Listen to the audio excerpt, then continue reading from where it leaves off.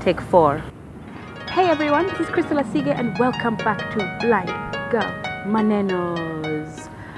Thanks for joining me up onto the roof of this amazing building. I am in Nairobi doing a couple of things, and I thought I would show you today how I use my white cane, whom I lovingly call Faith, because as you know, I walk by faith and not by sight.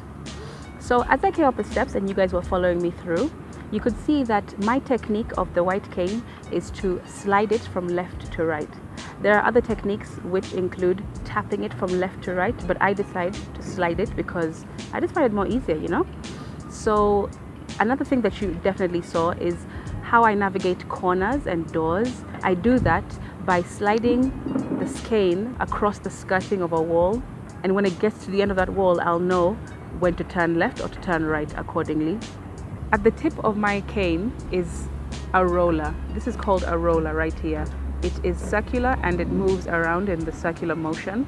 So the reason for the roller is to make different sounds according to the different surfaces that it touches, right? There's no battery in this. It's just a manual cane, but the roller makes different sounds according to different surfaces that it touches.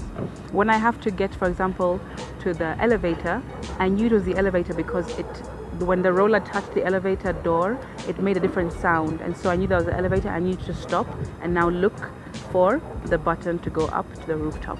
I walked into the elevator and same technique. I just used my fingertips because I've got very sensitive fingertips to find the floor number and then press that and then come to the top. There was an auditory response in the elevator to tell me that I've reached my destination, top floor.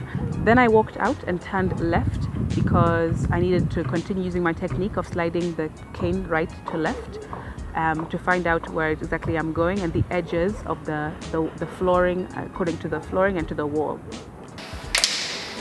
To go up the stairs and down the stairs, I use a different technique whereby I put the cane in front of me on the step that is ahead of me, and I tap the step and I count. As I tap up, I walk up. I tap and walk, I tap and walk, which is really easy. And at the same time, I will use my other free hand to use the railing or the wall to support me in case I need it.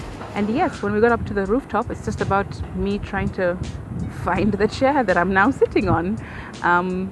And I do that by obviously waiting for the white cane to touch the feet of the chair, and then I will touch the armrest of the chair to find out which direction it's facing. Basically, the backrest and the armchair of any chair is for me to feel so that I know which direction the chair is facing, just like I did right here, and then take off my little blazer and have myself a seat.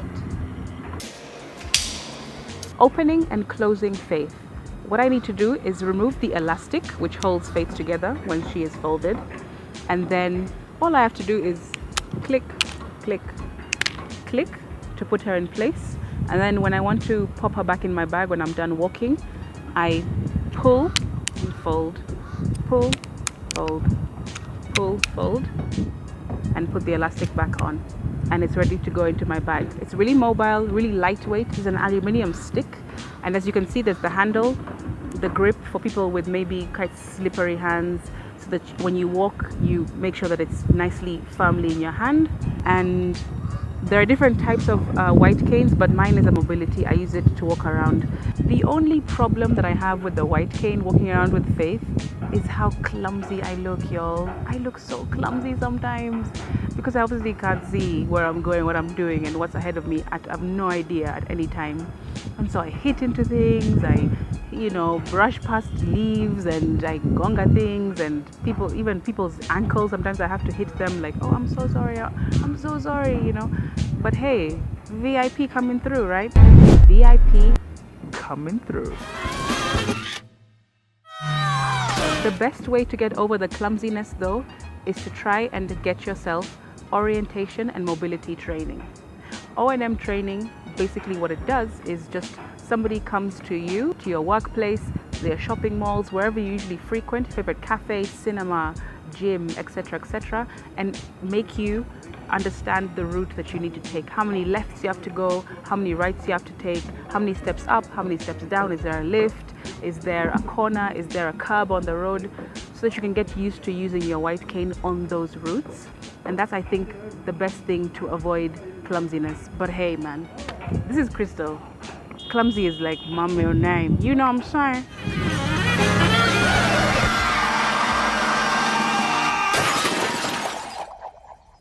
Oh, thank gosh it's the old stroller full of trash trick.